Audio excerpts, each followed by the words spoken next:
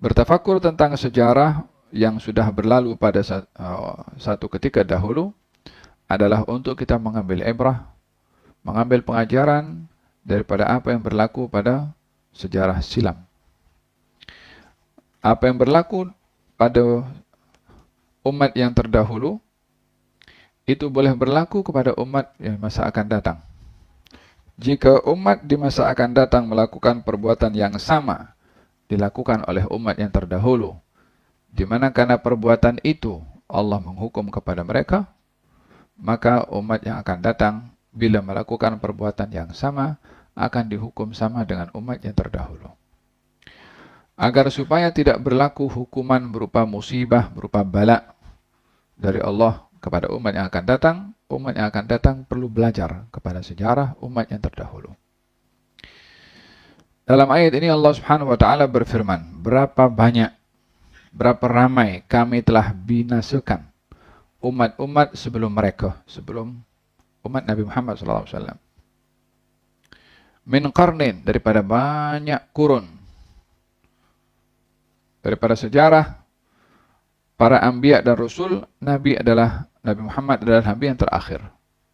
Sebelum Nabi Muhammad, banyak sekali Nabi dan Rasul yang diutus oleh Allah, yang setiap Nabi itu menyampaikan wahyu dari Allah, mendapati tantangan daripada kaumnya, sehingga ada di antara mereka yang dihukum dengan banjir, ada di antara mereka yang dihukum dengan hujan batu, ada di antara mereka yang ditelan bumi, ada di antara mereka yang dihantarkan angin, ada di antara mereka yang mati karena teriakan dahsyat dari malaikat yang mematikan kepada mereka di mana saja mereka berada, dan macam-macam hukuman dan musibah serta bala yang Allah berikan kepada umat-umat yang terdahulu, kurun-kurun sebelum Nabi Muhammad SAW. Hum ashaddu minhum batshan. Umat-umat yang terdahulu ini lebih hebat daripada engkau, wahai musyrikin Quraisy. Lebih memiliki kemahiran, skill, kepandaian, kekuatan, keperkasaan, kerajaan, dan macam-macam yang dimiliki oleh orang-orang Quraisy sebelum mereka, yang lebih hebat lagi, mereka memiliki segala-galanya. Fanaqabu fil bilad. Apa tandanya mereka boleh memiliki segala-galanya? Fanaqabu fil bilad.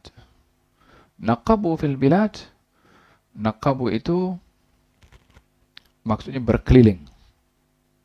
Tidak ada tapak di atas muka bumi ini kecuali umat-umat yang terdahulu sudah pernah bertapak dan berkuasa. Setiap tempat di atas muka bumi ini ada umat-umat yang terdahulu yang kufur kepada Allah dan dihukum oleh Allah Subhanahu wa taala.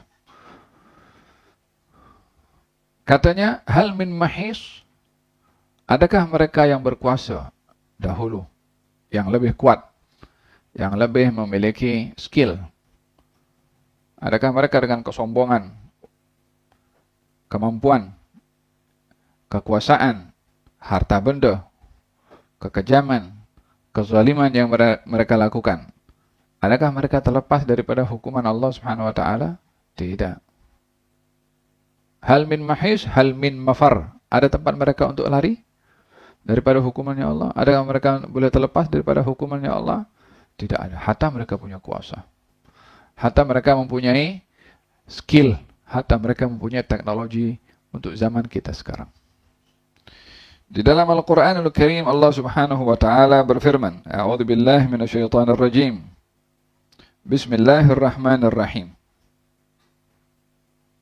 أولم يسيروا في الأرض فينظروا كيف كان عاقبة الذين من قبلهم كانوا أشد منهم قوة وأثاروا الأرض وعمروها أكثر مما عمروها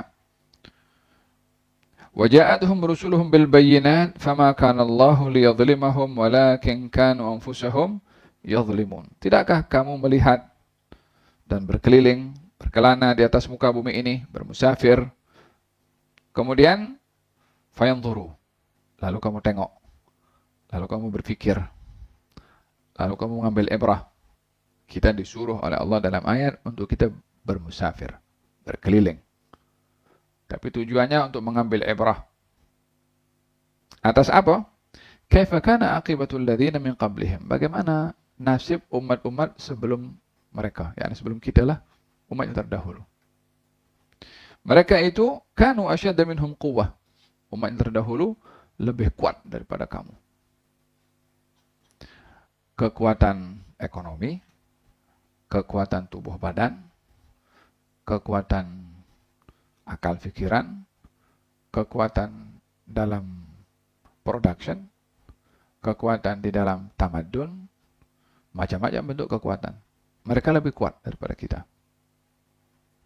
Wa amaruha aktsara mimma amaruha. Orang-orang terdahulu mengimarahkan bumi ini lebih baik, lebih hebat, lebih bertamadun, lebih maju daripada kamu.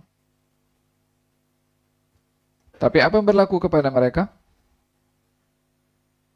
Bukankah kita sekarang kalau kita tengok macam mana kaum kesan-kesan peninggalan kaum Ad, kaum Samud.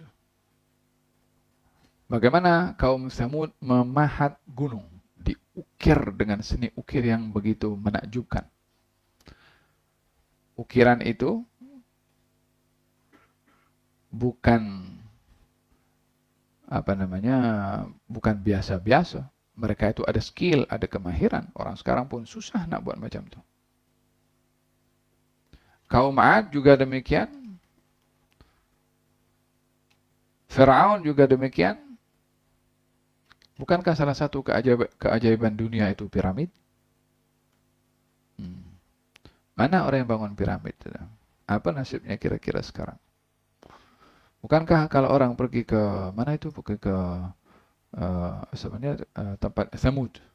Nampak itu kesan-kesan peninggalan dengan seni ukir yang begitu menakjubkan. Paham dong? Disuruh kita berkeliling, berkelana untuk kita mengambil ibrah daripada apa yang berlaku.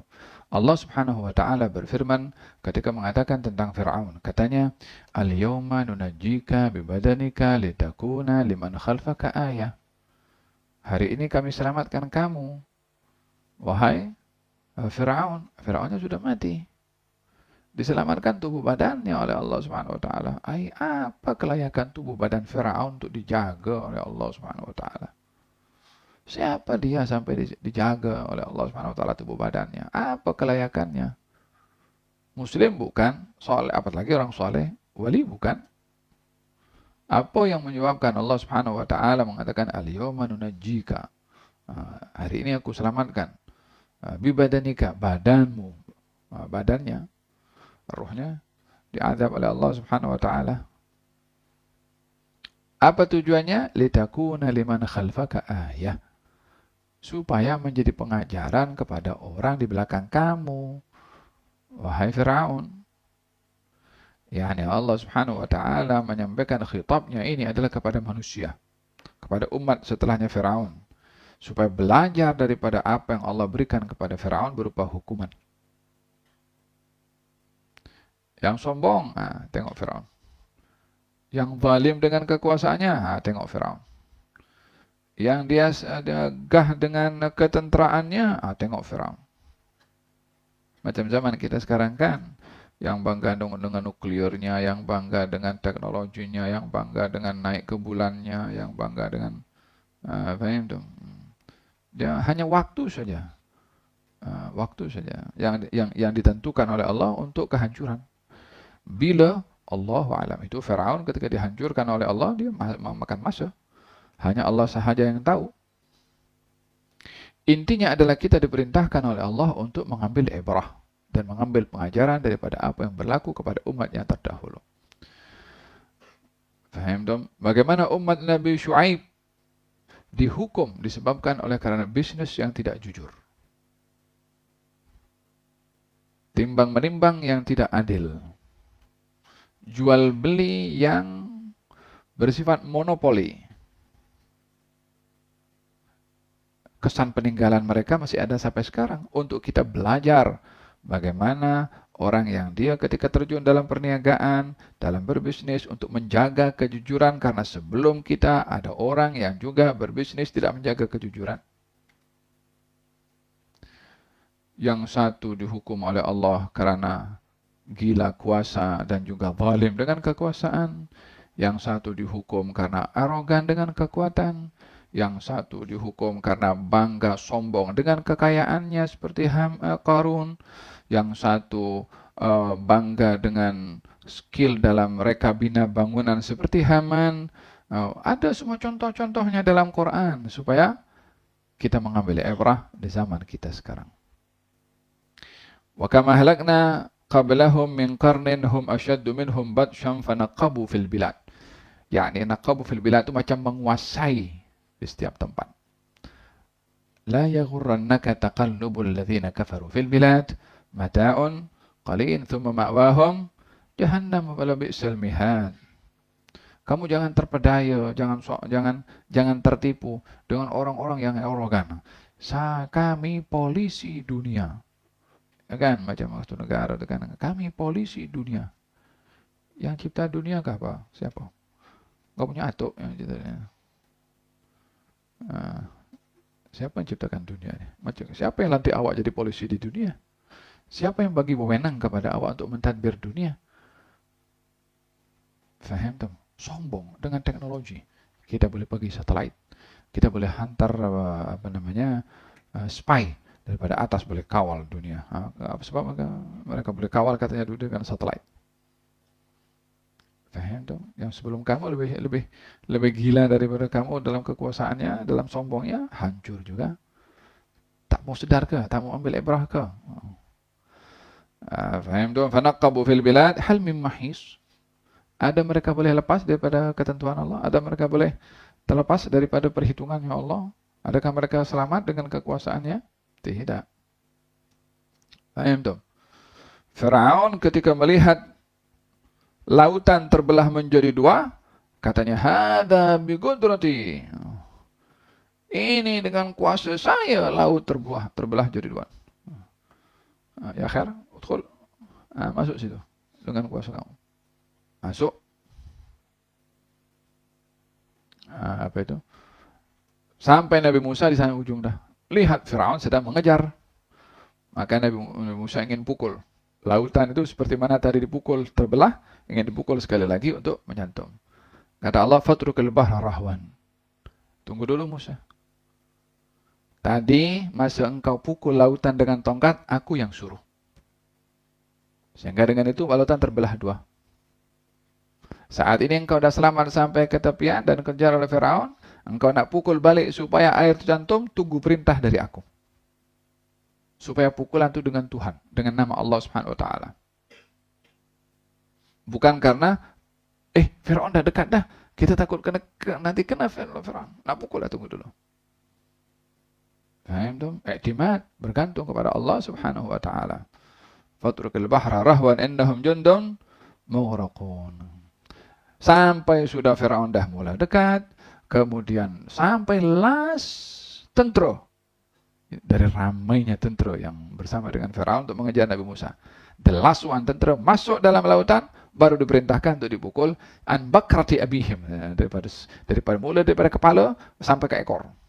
Tak seorang pun yang selamat. Habis dalam sekelip mata. Kam taraku min jannatin wa uyun wa zuru'in wa maqamin karim wa na'matin kanu fiha fakihin kadzalika wa awrathnaha qauman akharin fama bakat 'alaihim as-sama' wal ardu wa ma kanu munzirin. Berapa banyak yang ditinggalkan oleh Firaun yang dengan tentronya, dengan menterinya, dengan kekuatannya yang kejar kepada Nabi Musa, yang kata aku Tuhan kamu yang tertinggi. Kemudian apalagi ini lautan terbelah karena aku terbelah dengan kuasa. Engkau tenggelam dengan kekuasaanmu sendiri. Paham dong? Habis hartanya ditinggal, kerajaannya ditinggal, kekuasaannya ditinggal, skillnya ditinggal, tamadunnya ditinggal, khalas. Orang lain yang memanfaatkan. Fatrukil bahra rawhan innahum jundun mughraqun kam taraku min jannatin. Berapa banyak mereka meninggalkan lagi jannat, kebun-kebun yang indah. Wa uyun, mata air. Orang lainnya menikmati. Mana Firaunnya? Mana tenteranya? Khalas. Waktunya sudah tiba karena kesombongannya. Faham tom? Wahakata yang umat-umat yang sama yang terdahulu. Naam. Fanaqabu fil bilad hal min mahis inna fi dzalika ladzikra. Di dalam kamu itu melihat apa yang berlaku kepada umat-umat yang terdahulu, itu peringatan, itu ibrah, itu pengajaran, bukan dongeng, bukan cerita kosong. Untuk apa Allah panjang lebar cerita dalam Quran tentang umat-umat yang terdahulu? Kalau bukan tujuan untuk mengambil ibrah, untuk cerita, bukan tukang cerita Allah itu. Nak sampaikan message. Nah, cerita-cerita yang seronok didengar tanpa mengambil ibrah adalah itu satu sikap tidak sopan kepada Allah dan kepada firman-Nya Allah Subhanahu wa taala. Inna fi dzalika ladzikra, walihada katanya inna fi dzalika ladzikra. Di dalam cerita-cerita, dalam kisah-kisah, dalam sejarah umat-umat yang terdahulu itu zikra, peringatan. Bagi siapa? Liman kana lahu qalbun. Bagi orang yang punya hati. Yang namanya orang kan punya hati semua. Liman kana lahu aqlun, yang punya akal. Orang punya akal semua juga, tapi tak semua orang menggunakan akal. Oleh sebab itu dikatakan liman kana lahu qalbun, karena letak akal pada hakikatnya itu adalah di hati sini. Walaupun maksud daripada qalbun sini aklun, yang mau berakal, karena peringatan dan pengajaran serta ibrah diambil oleh akal fikiran. Di mana akal fikiran itu letaknya pada manusia? Al-qalb. Oleh hada dikatakan al-aqlus salim fil qalbis salim. Al-aqlus salim fil qalbis salim. Akal yang sehat terletak pada hati yang sehat. Faham dong?